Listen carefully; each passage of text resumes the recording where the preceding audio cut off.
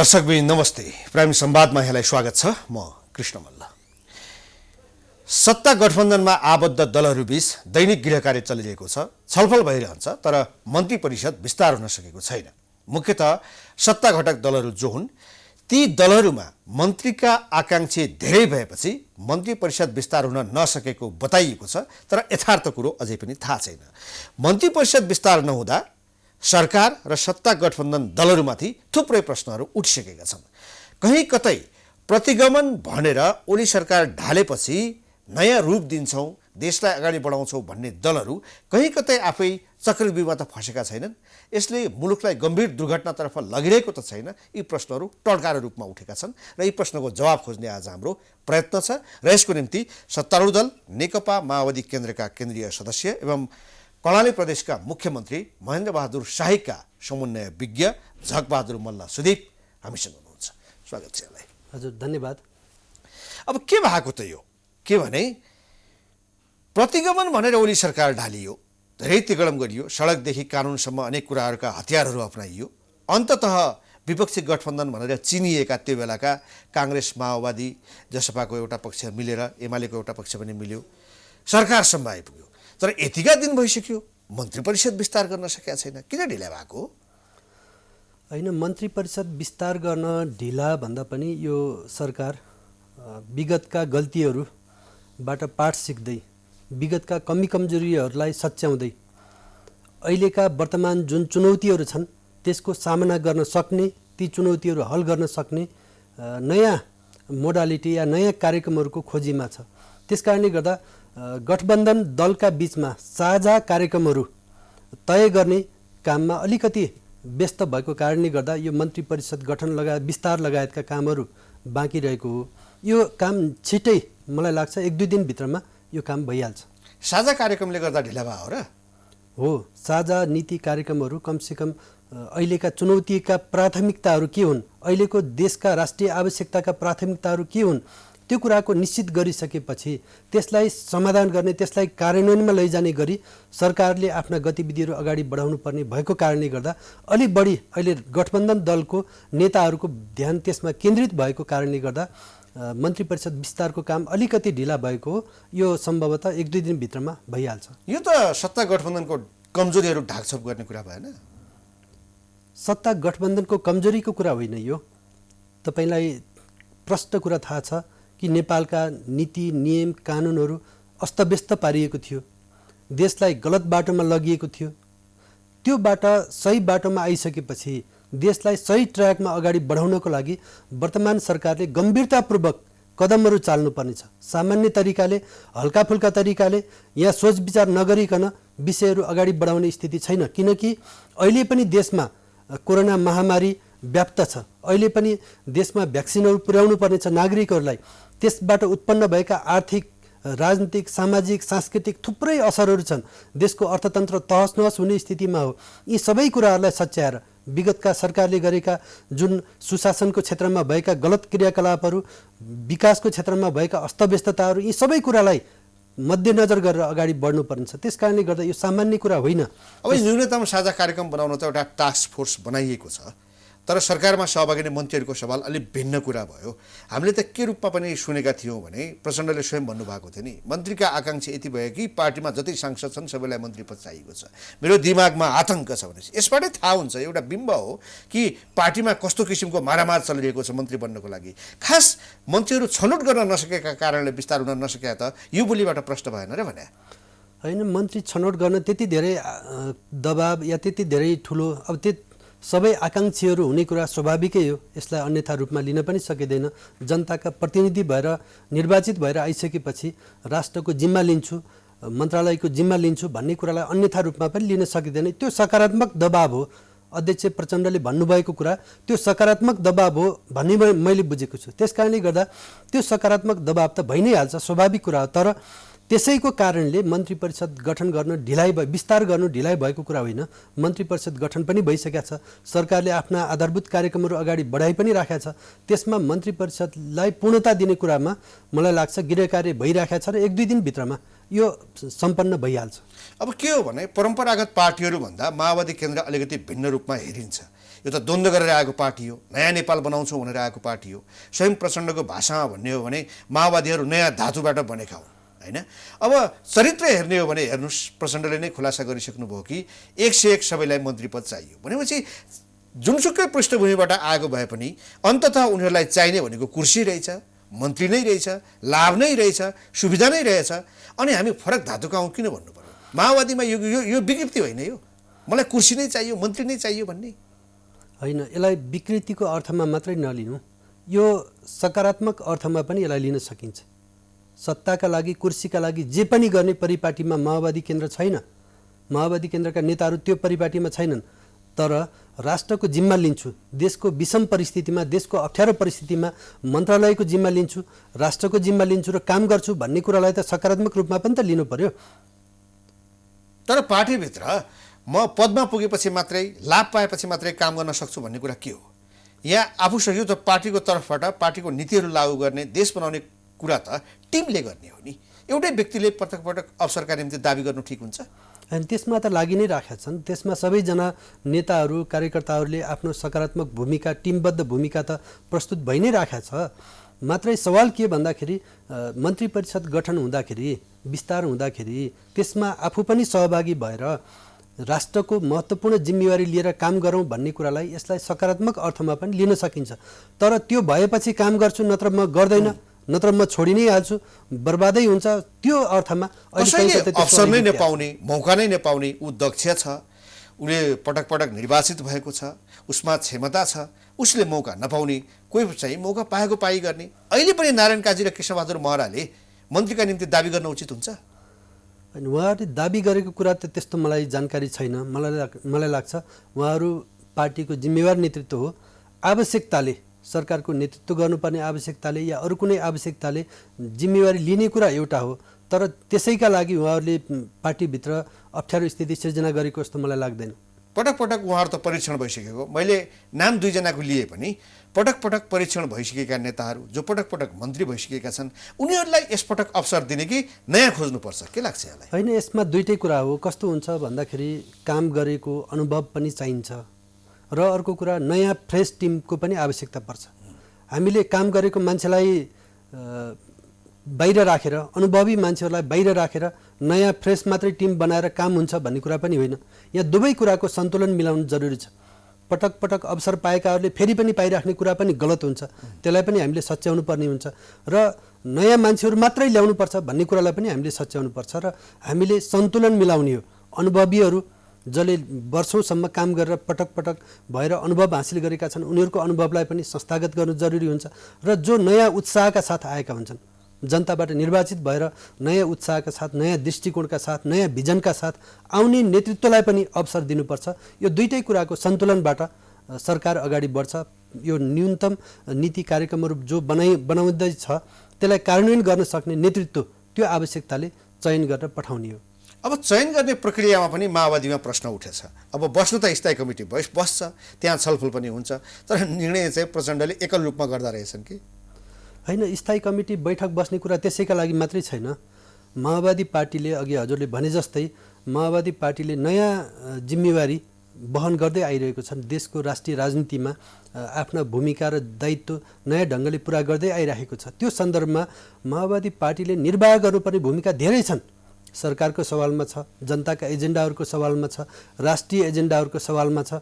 त्यसै गरी अर्को पार्टी निर्माणसँग सम्बन्धित पनि छ। हामी प्रतिगमन विरुद्धको आन्दोलनमा या राजनीतिक कार्यक्रममा बढी केन्द्रित भएर अगाडि बढ्यौँ भने हाम्रा आन्तरिक साङ्गठनिक कार्यक्रमहरू पनि हामीले गर्नुपर्नेछ। ती आन्तरिक साङ्गठनिक कार्यक्रमहरू कसरी अगाडि बढाउने त्यो विषयमा पनि पार्टीमा छलफल चलेको छ र त्यो यी विविध विषयमा पार्टीको स्थायी समिति बैठक बसिरहेको छ। यसलाई केवल मन्त्री टुङ्ग्याउनको लागि मात्रै बसेको भन्ने कुरा होइन, नम्बर 1। दोस्रो कुरा, तपाईँले भने जस्तै मन्त्रीहरू टुङ्ग्याउनको लागि प्रचण्डले मात्रै टुङ्ग्याउने भन्ने होइन। स्थायी समितिमा प्राप्त भएका धारणाहरू, सुझावहरूलाई ग्रहण गर्दै नेतृत्वले त्यो जिम्मेवारी पुरा गर्ने कुरा हो। पहिलो चरणमा जसरी जनार्दन शर्मा र पम्फा भूषाललाई पठाइयो, यसबारेमा त स्थायी कमिटीकै सदस्य धेरैलाई थाहै रहेनछ। छलफल भएरै हो, स्थायी समितिको बैठकमा छलफल भएर नै सरकारमा सहभागिता बारेमा विभिन्न नामहरूमा छलफल भयो, तर कसलाई पठाउने भन्ने निर्णय त्यो समयसम्म भएको थिएन। प्रचण्डको एकल निर्णय भएपछि भुसको आगो चाहिँ असन्तुष्टि फैलिन थालिसकेको छ माओवादीमा। होइन होइन, यस्तो कुराहरू यो माओवादी पार्टीभित्र सरकारको नेतृत्वलाई गर्ने विषयमा या मन्त्रीहरू बनाउने विषयमा त्यसरी भित्रभित्र असन्तुष्टि भन्ने कुरा छैन। स्थायी समितिको बैठकले एकमतका साथ मन्त्रीहरू टुङ्ग्याउने जिम्मेवारी अध्यक्ष प्रचण्डलाई दिएको सन्दर्भमा अध्यक्षले निर्णय गरेर पठाएको कुरा हो। त्यसमा थप छलफल सुझाव सल्लाह र राय लिने काम फेरि स्थायी समितिमा भइरहेको छ, छलफल भइरहेको छ भने उच्च जनवादको आधारमा सबैको राय सुझाव सल्लाह लिएर नै अगाडि बढ्ने काम भएको छ र त्यसमा यत्रो समय लाग्छ भने ल ठिक छ, 1 दिन 2 दिन 3 दिन भन्ने कुरा छलफलमा लाग्छ। कति छलफल भयो, निर्णय कहिले आउँदैन, यो त धेरै विलम्ब भइसक्यो। अब त द्रुत गतिमा अगाडि बढ्नुपर्ने होइन? होइन, यसमा तपाईँहरूले यो केवल मन्त्रीको को मन्त्री बन्छ को मन्त्री बनाउने भन्ने कुराले मात्रै यो प्राविधिक विषय हो, यो कुराले समय लम्बिएको होइन। विषय के हो भन्दा राष्ट्रका गम्भीर जिम्मेवारीहरू के हुन्, अहिलेको सरकारले निर्वाह गर्नुपर्ने भूमिका र जिम्मेवारीहरू के हुन्, नम्बर एक यतातिर हेर्नुपर्छ।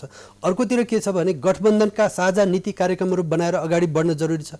गठबन्धनलाई पनि साथसाथमा लिएर अगाडि बढ्नुपर्ने छ। गठबन्धनका बिचमा आपसी सरसहयोग र सल्लाह परामर्श पनि अत्यन्त आवश्यक छ, त्यसलाई पनि अगाडि बढाउनु पर्ने हुन्छ। पार्टीभित्रका आन्तरिक विषयहरू पनि हुन्छन्, ती सबै कुरालाई मिलाएर लैजाँदाखेरि मैले सुरुवातमा भनेको थिएँ यति बेला यो गठबन्धनका अगाडि गम्भीर खालका चुनौतीपूर्ण जिम्मेवारीहरू छन्। ती कुरा त स्पष्टै छन्। जस्तो अब कोरोना संक्रमण छ, भ्याक्सिनका कुराहरू छन्, यो कुरा त प्रधानमन्त्रीले पहिले नै संसदमा भनिसकेका कुरा हो, गठबन्धनका नेताहरू पनि भनिरहेका छन्। त्यसपछि अब 1.5 वर्ष हो, चुनावमा जानु छ, त्योभन्दा अगाडि देखिएका केही सामान्य कुराहरू समाधान गर्नु छ। त्योभन्दा बाहेक भयङ्कर ठुलो पहाड भत्काउनु पर्ने त गठबन्धनका अगाडि केही चुनौती छैन नि। यो सामान्य कुरामा पनि हामी गजबकै ठुलो तयारी गर्दैछौँ भन्ने कुरा के हो? होइन, यसलाई सामान्य अर्थमा लियो भने सामान्य पनि होला, तर यसलाई सामान्य अर्थमा लिने स्थिति छैन।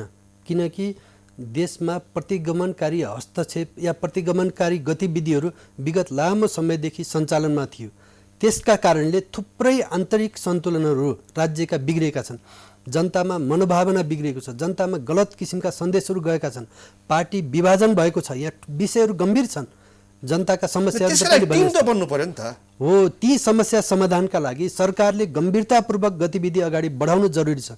त्यसमा सरकार गठन भइसकेका छ, प्रधानमन्त्रीले कदम चालिसक्नु भएको छ, ती कुराहरू अगाडि बढ्दैछन् भने सरकार विस्तारको मन्त्रीमण्डल विस्तारको यो प्राविधिक कुराको लागि मात्रै यो अड्केको होइन। मैले अघि नै भनिसकेँ, यो प्राविधिक विषयले अड्काएको होइन, यसका थुप्रै विषयहरू छन्।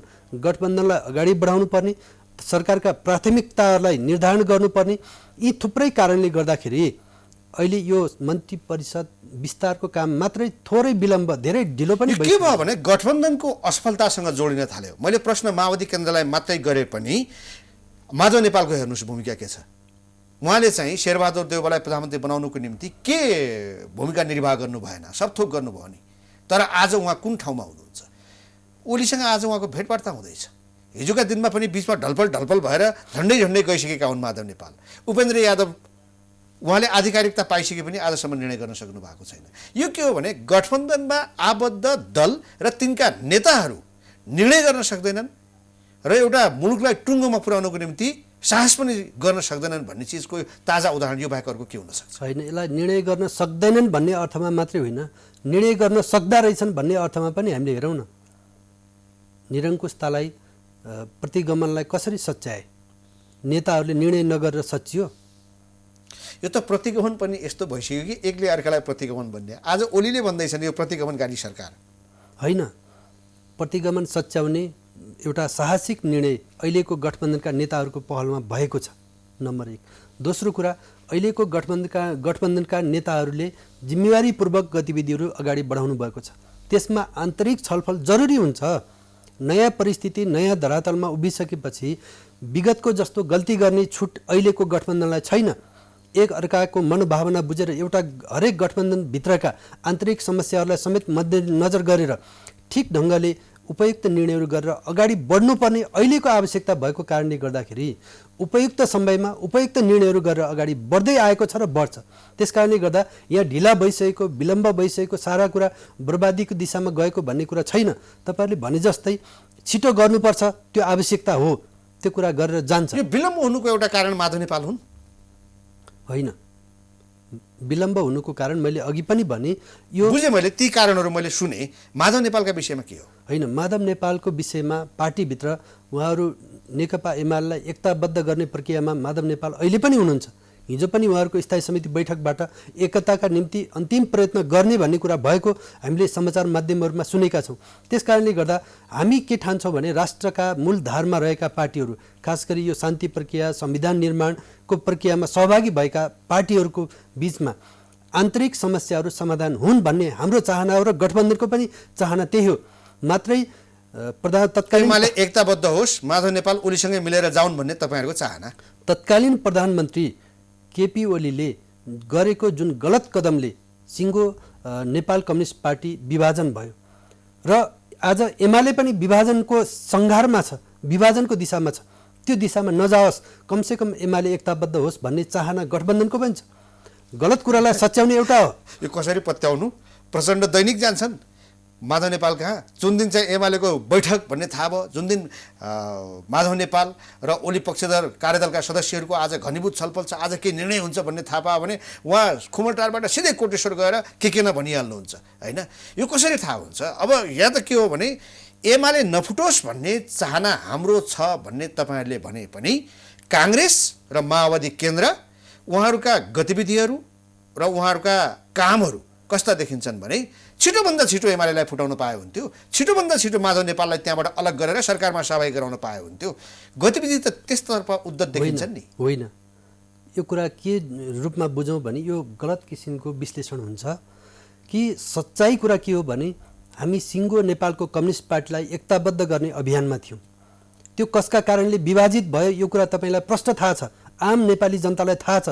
यो तत्कालीन प्रधानमन्त्री केपी ओलीका कारण, तत्कालीन नेकपाका अध्यक्ष केपी ओलीका कारण नेपालको कम्युनिस्ट आन्दोलन एकताबद्ध गर्ने प्रक्रिया अवरुद्ध गरियो। यो कुरा क्लियर छ। दोस्रो कुरा के छ भनेर भन्दाखेरि नेकपा एमाले नेकपालाई त उहाँले विभाजन गर्नुभयो। आज नेकपा एमालेमा पनि उहाँले अधिनायकवादी शैलीले, निरङ्कुश शैलीले पार्टीका विधान पद्धतिहरू विधिहरू मिच्दै अगाडि बढेको कारणले गर्दा एमालेलाई फुटको सङ्घारमा धकेल्दै हुनुहुन्छ। हामी के भन्छौँ भने एमाले फुटाउन त भूमिका खेल्नुभयो, के अरे नेकपा फुटाउन त भूमिका खेल्नुभयो। नेकपा एमालेलाई कमसेकम एकताबद्ध गर्नुहोस् भन्ने हामी भनौँ न त्यस्तो किसिमको शुभेच्छा हामी प्रकट गर्न चाहन्छौँ। र अहिले पनि त्यसलाई नेकपा एमालेलाई एकताबद्ध गर्नका लागि माधव कमरेडले जुन किसिमको भूमिका निर्वाह गरिराख्नु भएको छ, हामीलाई के लाग्छ भने त्यो सार्थक हुन्छ र सफल हुन्छ। माधव नेपाललाई एमालेमा एकताबद्ध हुनुहोस् भन्नुको अर्थ तपाईँ गठबन्धनबाट जानुस् भन्नु पनि त हुन्छ नि? होइन, त्यो भन्नुको अर्थ के हो भने एमालेलाई सही ट्र्याकमा ल्याउनु पनि हो। अर्को अर्थमा एमालेको चिन्ता किन लाग्नु पर्यो र? यहाँ त तपाईँहरूको चिन्ता त प्रतिगमनको नेतृत्व गर्ने ओलीसँग माधव नेपाललाई मिलाउने कि तपाईँहरूले प्रतिगमनका विरुद्धमा लडेका माधव नेपाललाई आफूसँगैको डुङ्गामा अगाडि लगेर देशलाई निकास दिने? होइन, यहाँ प्रसङ्ग केपी ओली र माधव नेपालको मात्रै होइन। अहिलेको संविधान जारी गर्ने कुरामा, अहिलेको व्यवस्था प्राप्त गर्ने सन्दर्भमा नेकपा एमालेको पनि भूमिका थियो। आज त्यो नेकपा एमाले विभाजित हुनु हुँदैन, त्यो एमाले एकताबद्ध हुनुपर्छ। त्यो एमाले प्रतिगामीहरूको मतियार बन्नु हुँदैन, त्यो एमाले गलत दिशामा जानु हुँदैन, दलालहरूको घेरामा पर्नु हुँदैन। त्यो एमाले रूपान्तरणकारी, परिवर्तनकारी, यो व्यवस्था प्राप्त उपलब्धिहरूको रक्षामा लाग्ने र अग्रगामी निकासमा जाने, नेपाली जनताका आवश्यकताहरू सम्बोधन गर्ने पार्टीको रूपमा विकसित भएर जानुपर्छ भन्ने चाहना राख्नु त कहाँ नराम्रो कुरा हो र? त्यो कुराको लागि माधव नेपाल र केपी ओली मिल्ने कुरा मात्रै ठुलो कुरा होइन। त्यहाँ त्यो प्रवृत्ति माधव कमरेडले अग्रगामी धाराको नेतृत्व गर्नुहुन्छ, केपी ओलीले प्रतिगामी धाराको नेतृत्व गर्नुहुन्छ। कमसेकम त्यो मिल्दाखेरि अग्रगामी धारा हाबी हुन्छ कि भन्ने चाहना हो हाम्रो। सरकारमा माधव नेपाल पक्षको सहभागिता तपाईँहरूको निम्ति आवश्यक छ कि छैन? हाम्रो निम्ति होइन मात्रै होइन, यो राष्ट्रको निम्ति आवश्यकता हो। माधव कमरेडको सरकारमा गठबन्धनमा जुन किसिमको भूमिका उहाँको छ, त्यसै गरी सरकारमा पनि उहाँहरू सहभागी हुनुहुन्छ।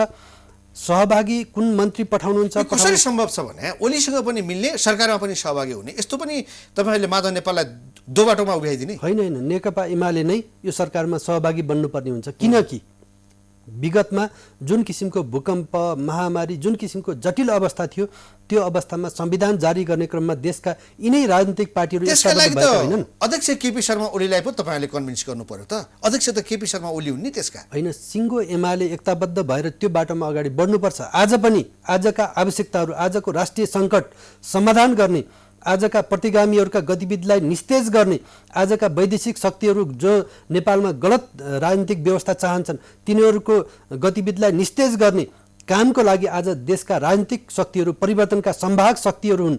तिनीहरू एकताबद्ध हुनु जरुरी छ र देशलाई यो सङ्कटबाट अगाडि बढाउन, सकारात्मक दिशामा अगाडि बढाउन आज सबै राजनीतिक पार्टीहरू एक ठाउँमा आउन जरुरी छ। त्यस अर्थमा हामीले गठबन्धन मात्रै होइन कि गठबन्धन बाहिर रहेका शक्तिहरूलाई समेत अझ यो प्रक्रियामा मूलधारको यो प्रक्रियामा अगाडि बढाउनु भूमिका निर्वाह गर्नुपर्छ। त्यस अर्थमा हामीले यो कुरा भनेका हौँ। माओवादीलाई निकै शङ्काको दृष्टिकोणले यस रूपमा पनि हेर्न थालियो कि अर्को एउटा भयङ्कर गजबको विषय छ यो एमसिसी भन्ने।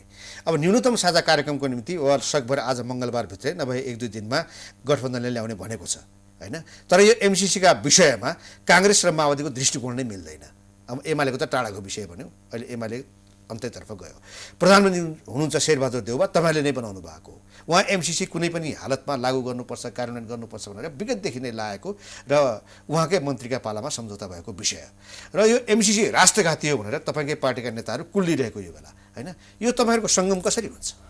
होइन, यसमा के कुरा क्लियर छ भने जसले आज एमसिसीको विरोध गरिरहेका छन् र जसले एमसिसीको समर्थन गरिरहेका छन् उनीहरूको कुरा नितान्त भिन्न छ भन्ने कुरा होइन। हामीले भनेको कुरा के हो भनेर भन्दाखेरि एमसिसी परियोजना जो संसदमा प्रस्तुत गरेर पास गर्ने खोजिएको छ त्यसका गलत प्रावधानहरू हटाउनु पर्नेछ। त्यो नेकपा हुँदाखेरिकै बहस थियो, त्यहाँ छलफल थियो र कार्यदल बनाएर त्यो सम्बन्धी प्रष्ट धारणा नेकपा हुँदाखेरि नै हामीले अगाडि सारेको हो, नम्बर 1। दोस्रो कुरा, एमसिसी जस्ताको तस्तै संसदबाट पारित गर्नु हुँदैन भन्ने कुरामा क्लियरै छ।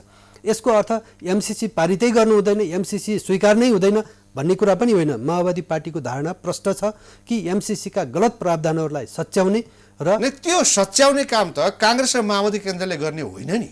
यो त अमेरिकन प्रोजेक्ट हो, उसले मान्नु पर्यो। उसले त सिधै भनिसकेको छ केही पनि हुँदैन। होइन, उसले नमान्ने भन्ने कुरा हुँदैन। छलफल गर्ने कतिपय कुराहरू के छ भन्दाखेरि तथ्यभन्दा बाहिर पनि खोज्नुपर्ने छ। एमसिसीका जे समझदारीका प्रावधान छन् त्योभन्दा बाहिर आशंकाले पनि केही काम गरेको छ, त्यो आशंका हटाउनु पर्ने एउटा छ। अर्को, त्यो प्रावधानमा रहेका कतिपय बुदाहरू अस्पष्ट खालका छन् जसले गर्दाखेरि त्यसको गलत व्याख्या हुनसक्छ, त्यसलाई सच्याउन जरुरी छ। त्यो कुरामा सच्याउन त तयारी हुनैपर्छ। एमसिसीमा रहेका बुदाहरू जसमा शङ्का छ तिनीहरू सच्याइयो, संशोधन गरियो भने त्यसलाई पास गर्न माओवादी तयार होइन। संशोधन हुँदैन भने यथास्थितिमा जुन रिपोर्ट अहिले छ त्यसलाई पास गर्नु हुँदैन, त्यसलाई फेल गराउने पक्षमा माओवादी केन्द्र छ। जस्ताको तस्तै एमसिसी पास हुँदैन संसदबाट र गर्नु पनि हुँदैन, हाम्रो निष्कर्ष यही हो। ल ठिक छ। अब यो सँगसँगै के भयो भने तपाईँ कर्णाली प्रदेशका मुख्यमन्त्री महेन्द्रबहादुर शाहीको समन्वय विज्ञ पनि हुनुहुन्छ।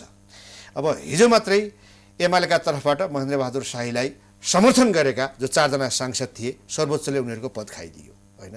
यो त सिधा महेन्द्रबहादुर शाहीमाथि पुनः एकपटक खतराको तरवार झुन्डिएन? होइन, यसमा यो राजनीतिभित्रको खास गरी यो अहिलेको राजनीतिभित्रको विकृत पाटो हो मलाई त्यस्तो लाग्छ।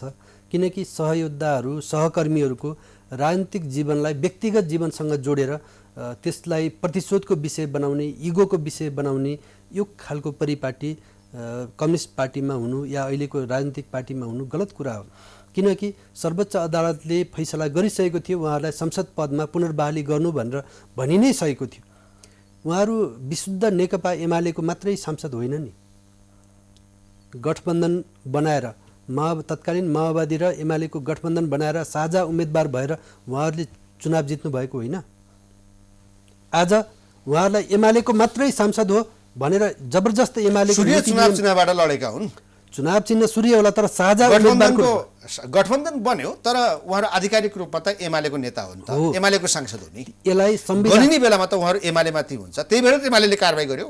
होइन, म यो कुरा भन्दैछु हजुरलाई कि त्यो कुरा हो। उहाँहरू एमालेको उम्मेदवार हो, सूर्य चिन्हबाट चुनाव चिन्ह लिएर चुनाव लड्नुभयो, जित्नुभयो, यो कुरा सर हेर्दा हो। तर तत्कालीन विशिष्ट अवस्थालाई पनि हेरिनु पर्थ्यो। उहाँहरू माओवादी केन्द्रको पनि साझा उम्मेदवार हो। उहाँहरू त्यसरी चुनाव चिन्हबाट लडे पनि उहाँहरू साझा गठबन्धनको उम्मेदवार भएको कारणले गर्दा र पछि पार्टी एकताबद्ध भइसकेको अवस्थामा उहाँहरूले आफ्ना भूमिकाहरू निर्वाह गर्दै आउनुभएको थियो। जब सर्वोच्च अदालतले पार्टी अलग गरिसकेको सन्दर्भमा उहाँहरूलाई लागेको दृष्टिकोण, उहाँहरूले जुन दृष्टिकोण अवलम्बन गर्नुभयो त्यसबाट फ्लोर क्रस गरेको कारणले गर्दाखेरि उहाँहरूमाथि दलले कारबाही गरेको थियो।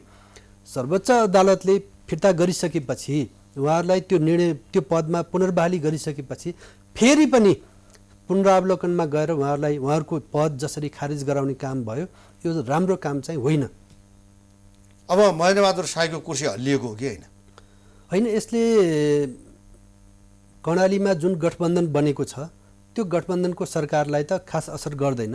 यसले यो घटनाले होइन, 4 जना सांसद घटे नि, 4 जना समर्थक त घटे नि। होइन, 4 जना समर्थक घटे त्यो कुरा झट्ट हेर्दा एकातिर हो, तर उहाँहरूले दाबी गरे अनुसारको एमालेको सदस्य सङ्ख्याको हिसाबबाट जसरी गर्नुभएको थियो त्यो पनि त उहाँहरूको घट्यो नि त फेरि। त्यसैले एमालेको सांसद सङ्ख्या पनि घट्यो। एमालेको सांसद सङ्ख्या घटेर के भयो र? ती त समर्थन त महेन्द्रबहादुर साईतर्फै थियो। उहाँका समर्थक घटेपछि उहाँको बहुमत पुग्छ पुग्दैन? बहुमत त पुग्छ। पार्टीगत हिसाबले उहाँहरूले तर्क गर्नुहुन्छ भने पनि बहुमत पुग्छ। 1 भोटले व्यक्तिगत हिसाबले पनि बहुमत थियो नै। पहिला 5 भोट बढी थियो, अब 1 भोट मात्रै बढी छ महेन्द्रबहादुर साईको। एउटा सांसदले यताउता गर्यो भने गयो। होइन, दलीय व्यवस्थामा, संसदीय व्यवस्थामा त यो 1 भोट भए पनि बढी बहुमत भए त बहुमत भयो त। संविधानले दिएको बहुमत भनेको त 1 भोट बढी भए पनि बहुमत त बहुमतै हो नि। त्यसैले सुविधाजनक बहुमतमा कर्णालीको सरकार छ, कर्णालीको गठबन्धन सरकार छ, यसमा केही समस्या हुँदैन। तर जुन परिपाटी अवलम्बन गरियो, व्यक्तिगत इगोको विषय बनाइयो, यसले यति धेरै नबनाएको भए हुन्थ्यो भन्ने हाम्रो चाहना हो। यसले कसलाई कति फाइदा गर्छ, घाटा गर्छ, त्यो कुरामा हामी धेरै नजाउँ। गठबन्धन सरकार सुरक्षित थियो, सुरक्षित छ र फेरि पनि अगाडि बढ्छ। माओवादी केन्द्रका त्यहाँ सांसद 12 होइन? हजुर। काङ्ग्रेसका 6 जना। हजुर। 12 छ 18। तपाईँहरूको समर्थन यति नै हो। तपाईँलाई चाहिने कुल बहुमत पनि 18 जना भए, बहुमत पुग्यो। 17 भयो भने ढल्यो। हजुर। 17 भयो भने ढल्यो, 18 छ। अब कुनै पनि बेला कर्णाली प्रदेशको सरकार चाहिँ जान सक्ने सम्भावना चाहिँ देखियो। किनभने माओवादी केन्द्रभित्रकै सांसदहरूले पनि बेइमानी गर्न सक्छन् अथवा अर्कोतर्फ जान सक्छन्। अहिले त व्यापक चलेको छ। होइन, यसमा क्लियरै कुरा छ त। तपाईँहरू किन भ्रमित हुनुहुन्छ? जसले आफ्नो सुविधाजनक बहुमत जोगाउन सकेनन् तिनीहरूले फेरि आफ्नो अल्पमतमा भइसकेको अवस्थामा बहुमत पुर्याउँछन् भनेर कल्पना गर्न सकिन्छ र? जसले सिङ्गो एमालेको बहुमत जोगाउन सकेनन्, आफ्नै सांसद साथीभाइहरूलाई कन्भिन्स गर्न सकेनन्, आफ्नो एजेन्डामा उहाँहरूलाई सन्तुष्ट बनाउन सकेनन् र आज यो स्थिति आयो, उहाँहरूले फेरि बहुमत पुर्याउने भन्ने त त्यो कल्पनाभन्दा बाहिरको कुरा हो र असम्भव कुरा हो। माओवादी केन्द्रभित्रका सांसदहरू यताउता जाने सम्भावना छैन। गठबन्धन बलियो छ, गठबन्धन सुविधाजनक अवस्थामा छ र गठबन्धनले पूर्ण कार्यकाल आफ्नो सरकार चलाउँछ र जनतालाई सेवा दिन्छ। हस्, धेरै धेरै धन्यवाद। हस्, धन्यवाद। दर्शकवृन्द, प्राइम संवादमा हामीसँग सत्तारूढ दल नेकपा माओवादी केन्द्रका केन्द्रीय सदस्य एवं कर्णाली प्रदेशका मुख्यमन्त्री महेन्द्रबहादुर साईका समन्वय विज्ञ झगबहादुर मल्ल सुदीप हुनुहुन्थ्यो। उहाँसँगको कुराकानी सकिन्छ। हामी सबैलाई बिदा दिनुहोस्। नमस्ते।